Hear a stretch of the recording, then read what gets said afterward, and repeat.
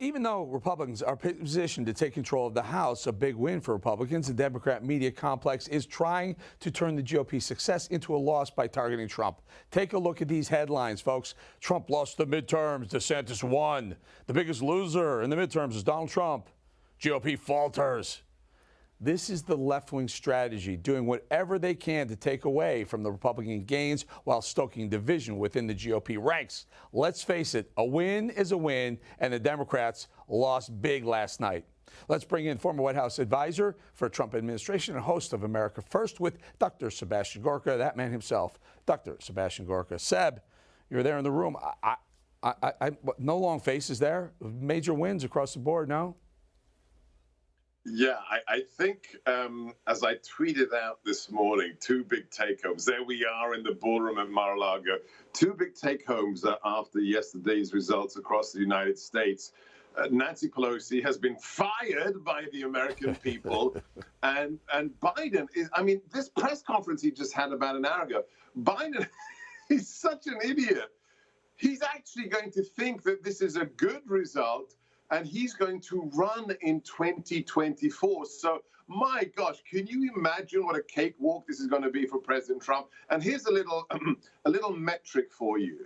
When the likes of that clown, that former congressman, Joe Scarborough, and never-Trumpers like Ben Shapiro are celebrating Ron DeSantis and the demise of President Trump, you should just hang on and check your pulse for a second. Really? You've got rhinos and arch leftists who are on the side of DeSantis. They just want a civil war inside the American conservative movement. And let's be clear, why is Ron DeSantis successful in Florida?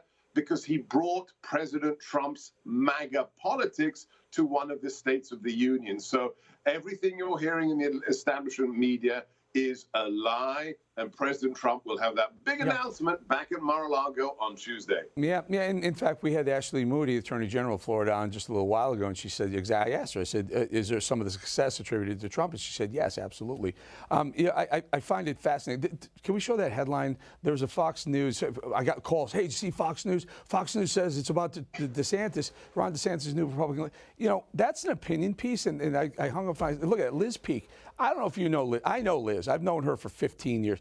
Liz was an absolute never-Trumper from day one, calls herself a conservative. I call her left side of the political spectrum, but always a never-Trumper, though. So why would Fox, I don't know, why would Fox run that piece? Why do so many people watch Newsmax today? I mean, it's because they called it early for Arizona back in 2020, and people are jumping that ship. The Fox today is not the Fox that it was under Ailes. It is not a conservative channel. That's the sad, sad truth. And let's be another factoid for everybody out there who wants to spin this in terms of there's a new head for the Conservative Party. Can we just open a history book for a second? How many votes did President Trump get 2 years ago? He got 74 million. Okay, how much is that?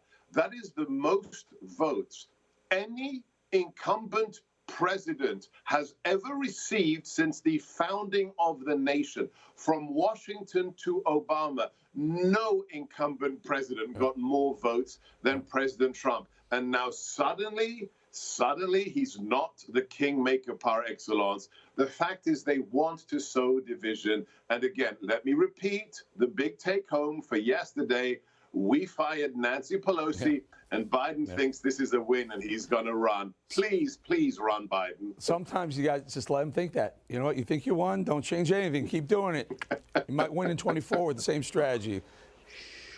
Seb, always good having you. Dr. Sebastian Gorka, thanks for joining us. Thanks, Eric. God bless.